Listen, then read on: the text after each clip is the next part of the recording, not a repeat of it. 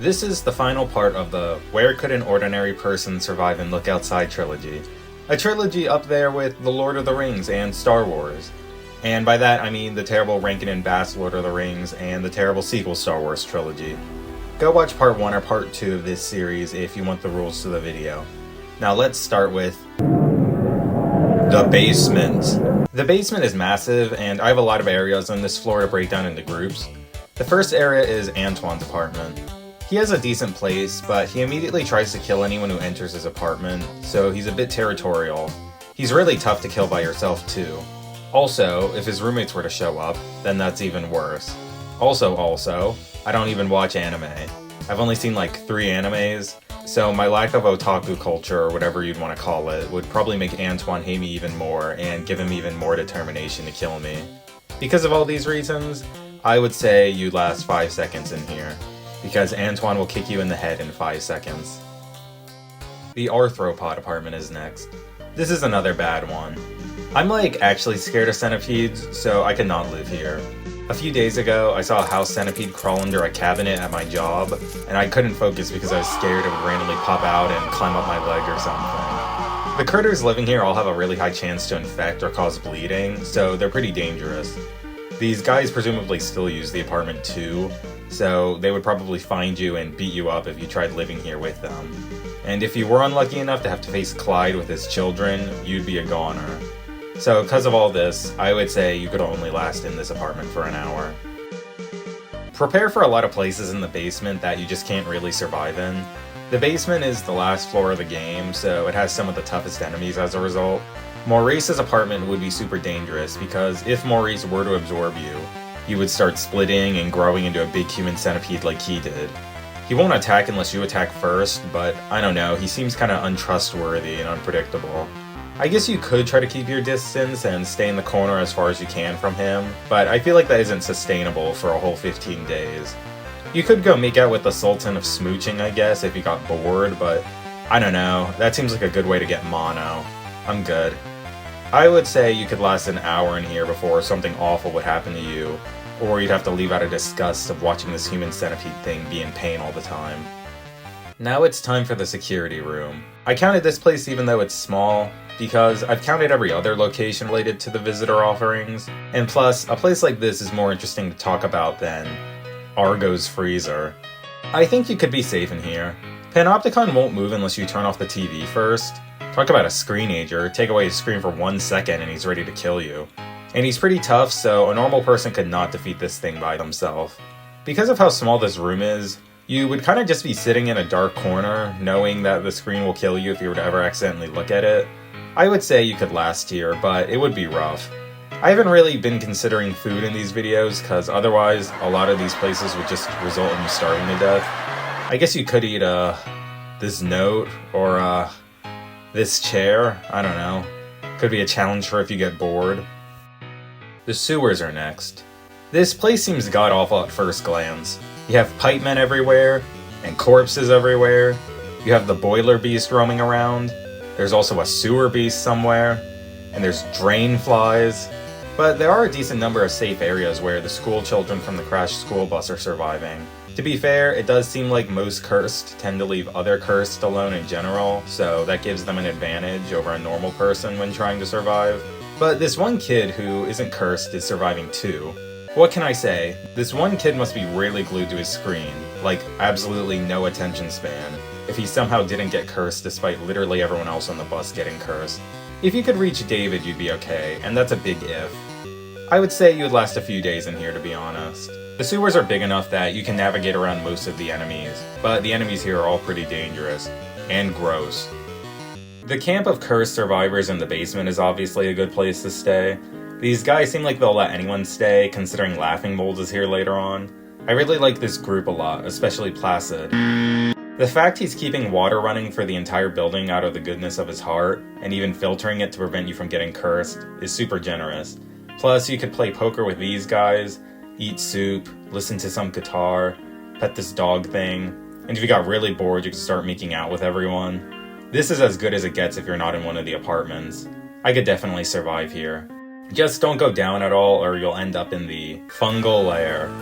This is my favorite area in the game, but you would die so quickly here. Like, any place where the air itself is infected is not feasible for survival. And every person you find is either covered in fungus or turned into fungus. The only pro I see is if you became a fungus thing, you get to hang out with Philippe. But like, I don't want to be a fungus. I like being in the animal kingdom. Die in 5 seconds. Also, I know I do a lot of tangents, but I always found it funny how most of the recruit characters like Lee and Ernest and Papineau each only have one face portrait and dialogue, but Philippe has like 20 face icons. I guess it makes up for the fact that he has barely any interactions with the other people in the apartment. The parking garage is next. Unless you're solely standing in place at the entrance like Beryl is, you're screwed. You would die in 5 seconds here. Even if you did manage to get past the first few enemies and possibly find a car to hide in, you'd probably end up either getting shot by a police officer, or beaten up by police officers, or taken to hell. I know Stuart is pretty safe in this room where he's holed up, but for the sake of the video, I'm pretending you would have to live in the garage itself. Also, there's the room where the giant Lumpy is being held, and no actually, I wouldn't want to stay here either, because it's freaking scary. If this wasn't a Lumpy Touch Easter egg, this would literally be the most effed up thing to ever put in the game. Just this giant 30-foot man in a straitjacket laughing that you can't interact with. It's messed up. Also, I just want to say, I love Lumpy Touch, but I kind of think he peaked a while ago when he made his magnum opus, which was, of course, Man vs. Mega Tsunami. The breaker room, or whatever you call the electrical room, is my least favorite place in the game normally, so having to live here would be the worst. Most of these enemies here piss me off. I could have put so many of these guys on my worst enemies list too. Cable Jumper? Why is he eating wires, stupid cricket thing? Shockhead? Whose head is this? Why is it walking around? And freaking Daryl, I hate that guy. You know, all the kids in Look Outside are completely mentally unchanged, even after becoming cursed. All the sewer kids, Sophie, Joel for the most part, they all have their sanity still. But this guy is just a dickhead in this case. Speaking of the blackout though, the 2.3 update did massively help the Olm. I think it's now on par with the good bosses in the game now because it's way more difficult. I would probably take him off my worst enemies list as a result. And now I'd put on Daryl. Freaking Daryl, I hate that guy. But yeah, you would die in 5 seconds if you were here in the electrical room. Next. I guess I should mention the crossword tomb, despite it being super hard for an ordinary person to access. I suck at crosswords in general. If you watched my enemies ranked video, you know I sometimes use big words without actually knowing what they mean.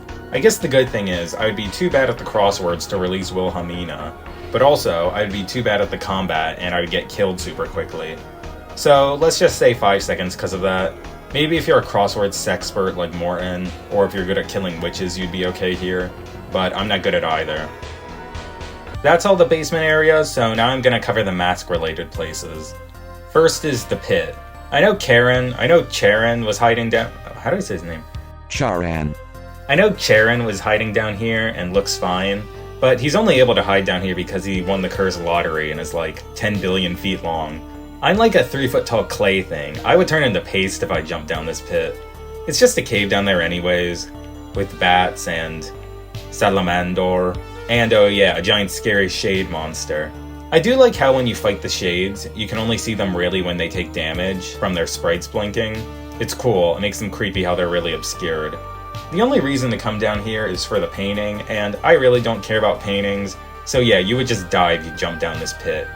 You would die in 5 seconds, or you would die in 0 seconds if you died in the impact immediately from jumping down. I said in my rules I wouldn't count floors as locations, but floor 4 is an exception since it's a special area. I wouldn't call myself a superstitious person, but I would never in my life ever think of playing an elevator game. First off, you'd look insane to anyone else getting on the elevator with you, as you just keep changing floors randomly. Then if someone else did get on and asked where you were going, you'd have to ignore them purposely. That's psychotic behavior. Anyways, this will be my weirdest ranking probably. I know people disagreed about what I said about Edwin and Eugene's places, but floor 4 I would actually want to live on. I love train stations, both in real life and in games. Off-Peak, amazing game set entirely in a weird, surreal, otherworldly train station. To me, floor 4 was the closest this game got to that weird surrealness I like in RPG Maker games. I could go on a tangent, so I'll spare you, but when you go to floor 4, it almost feels like you're playing a different game for a little bit. Even if this train station is severely haunted and there's giant shades and electrified rails, and you have to take the blood path to get there, I would still find it really cool to hang out here. There's trash cans you could root through for food, so you'd be okay with sustenance. There are a lot of enemies, but the area is large enough that you can avoid them. And if you found Marc-Andre and lost in a battle to him, he would hang out with you and you'd have someone to talk to, which would prevent you from going insane. I think I could live here the 15 days. Guys, you won't believe what happened. I found this unlabeled game cartridge, and when I put it into my game console, there was all this static, and I was like, wait a minute, my console is covered in hyper-realistic blood, and so is my apartment. The first time I went to Glitch World, I was fighting the enemies and they weren't taking any damage, and I was like, whoa, this must be some sort of puzzle where you have to figure out how to deal damage to the enemies. This game is genius. Then I realized it was because I forgot to equip weapons to my party members, so that's why they weren't doing any damage. So actually, the game's not genius, I'm just a moron. I like the idea of Glitch World a lot. It seems to be based on Yume Nikki based on what Sybil says. Add Yume Nikki to the list of RPG Maker games I need to play. I do like how this part of the game feels like a bad dream. You can't really understand what's happening, it's hard to navigate, the items and status effects are illegible. It's a really well-made part of the game, but I would never want to live here. I guess you won't die in 5 seconds if you came here. You would get corrupted and suffer for millions of years, unable to die. So that's worse, I guess. Meat World is next. Do I even have to explain this one? Enemies everywhere, ugly creepy organs everywhere. I guess a lot of these enemies are people who got pulled into Meat World, so you'd probably just become one of these things anyways if you spent too long in there. You would die in 5 seconds. I don't really have much to say on this one. And finally is the roof. This would be both a really cool and really awful place to hang out. This is still one of my favorite moments in the game when you reach the roof and see just how utterly changed the world has become. It's kind of beautiful, even though you're seeing the end of the world. I wish I could make a scene this breathtaking in one of my RPG Maker games. I don't know how you get the background to move like that in RPG Maker. I mean, I know how to do some complex stuff with RPG Maker. I made a Five Nights at Freddy's style Defend the Office minigame in RPG Maker. I made a bunch of micro games in RPG Maker. I made Chaos 5. I'd like to see Frankie Smile Show try making a game as unplayable as Chaos 5. Anyways, the roof. Even though Sam is okay entering the roof at the start, he does become cursed if the ritual goes wrong, like hyper cursed. So if you're just hanging out on the roof for 15 days, you're 100% getting cursed. So I'll just say, die in 5 seconds. Either you get cursed from the visitor seeing you, or you get pulled into this long arm thing, or one of these goo things eats you, or one of these birds eats you. There's like a lot of different things that could happen. It's very unpredictable. Just don't go outside at all during this game, really. I think that would be the best way to stay safe. And also don't look outside. Now I'm gonna rank every location, all 47 of them, from worst to best if you're trying to survive there. Some of these are up to interpretation if dying is better than getting horribly cursed, so it's not a strict ranking by any means. I also shifted some of the placements because of comments from some of the people on my videos, so I'll give my thoughts on those ones. From worst to best, the locations are Glitch World. It's kind of vague what's actually happening here, but I guess you have the potential to suffer for what feels like millions of years, so that's a pretty bad existence. Oculus. You'll die in 10 seconds here no matter what. Actually, there's gonna be like some smarmy person who's like, Iris Key, so Oculus. You'll pretty much die in 10 seconds here. The underwater apartment. You can't live here unless you're a fish. And no, a normal person is not going to be able to defeat drowning. I know some of you suggested that in the comments. I don't think that's gonna happen. Rat Hell. You'll be executed by labyrinth rats if you go here. Meat World. You'll probably just turn into a cursed just by being here for too long, since that's what all the enemies are. The Pit. It's a dark cave with enemies and a huge shade in it. It would just suck to be in. Fungal Lair. This is just another place where you die super quick. The air itself is dangerous. Every person in this place is dead or a zombie. The Roof. You'd get horribly cursed really quickly, but it would at least be scenic. You'd have a nice 10 seconds before you turn into someone called, like, the Eye Gouger or the Nose Breaker. Antoine's. An OP Mantis thing would kick you in the head as soon as you enter. The Landlord's apartment. It's an active war zone. The Tomb of Crosswords. It's full of mummies, and if you get words wrong, you'll get poisoned. It's just like a dang crypt. I feel like it's not really an ideal place to hang out.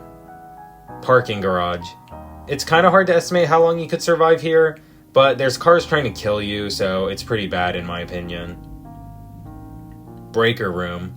Just the worst area in general. Terrible enemies and electrified floors. Lee's apartment. This is just going off the assumption that she would fight and kill you if you met her. The convenience store. A giant centipede is following you around and crying all the time. That's no good. Maurice's apartment. Either you hide in a corner for 15 days, or you get assimilated into a centipede thing and suffer forever. So, both options are bad. Rat Freak's apartment. The entire thing is a chasm up of a sea of rats. It is not OSHA compliant. The Arthropod apartment. There's just a lot of powerful creepy crawlies here. The Plant apartment. It's a very dangerous place with tons of cursed, and Marvin's here who eats people. The Tooth apartment. Everyone here is covered in teeth and infected. The Rat Lair. There's just a lot of cursed rats here, and no, a normal person wouldn't be able to beat the Rat King and get the crown to communicate with these rats. I don't think a normal person's going to be able to do that. Laundromat. There's a big worm here and not much else to do. Dan's apartment. I think you'd only be able to last here a bit before Bernadette would lash out and try to kill you. Taxidermy apartment. There's a lot of enemies here that will stab you, and there's a giant scary taxidermy statue, which I personally wouldn't feel confident around. Ernest's shelter. You'd be okay for a little bit here, but then the labyrinth rats might come and take you to rat hell. The sewers. There's a lot of safe places where you could hide, but there's also a lot of enemies and it's just generally an unpleasant environment. The mouth. There's no enemies here, but there's also nothing to really do, and you also might get stuck if the mouth is really hungry and traps you in an infinite hallway. The restrooms. It's sorta safe since there's a lot of normal people found in them, but it would get boring real fast. Jen's apartment. It would be fine for a few days, but I don't really think a normal person could stop the hydras once they start growing. The frozen apartment. It's freezing cold. I hate the cold, but a normal person probably could live here. The security room. You'd have the constant threat of accidentally looking at the screens and getting cursed, but besides that, it's not the most dangerous place. The rat apartment. It's dirty and there's a few infected rats, but you could still defend yourself and survive, I think. Sybil's old apartment. It's covered in Sybil's meat, but at least it's pretty safe. Lewis & Co.'s apartment. 2 of the roommates would be dangerous, but the other 2 would be fine to hang out with. Frederick's apartment. You'd have to play it smart and use subterfuge to make and break alliances with these Freds, but almost none of them would attack you unless you attacked them first. The writer's apartment. If the writer stays away from you, you'd probably be okay for the most part. Edwin's apartment. It's a nice place, but if the lights ever went out, you'd get unraveled. In part 1 of this series, I assume that wouldn't happen since the lights will only go out once you reach the parking garage, but if the lights did go out, then you would die. Floor 4. I find it an interesting place to hang out, even if it is a bit dangerous, and it's large enough that you could probably hide from most of the enemies. Lyle's apartment. Assuming he wouldn't try to take your soul, this place would be pretty safe, and maybe that was too big of an assumption in my original video. The Wounded Neighbor's apartment. It's pretty destroyed, but it's empty, so it'd be relatively safe. Vincent's apartment. It's a bit more dangerous than the neighbor's apartment, but it's a lot more interesting of a place to stay. Sybil's apartment.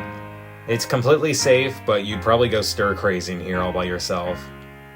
Harriet's apartment. If you were able to get in here, it is one of the safest areas in the whole game. Eugene's apartment. I put this low originally because I said Eugene wouldn't let anyone live with him. I think that wasn't fair considering all my other rankings would involve trying to live there with the pre-existing tenants. So, because of that, I would put this place higher now. Also, you could just kill him and take his place. Mutz. It's a pretty safe place with a lot of friendly cursed, and it has a lot of utilities already. The basement shelter. I think this is slightly higher than Mutt's because you would get food and could find more activities to do with the cursed there. Sam's apartment. Kind of a cop-out to have this, but I think it is the best area. It's safe, you have entertainment, and a toilet. The 3 things I need to survive. That's going to be the end of this series. The next video will probably be some sort of review for a different RPG Maker game. We'll see. Thanks for watching. Bye.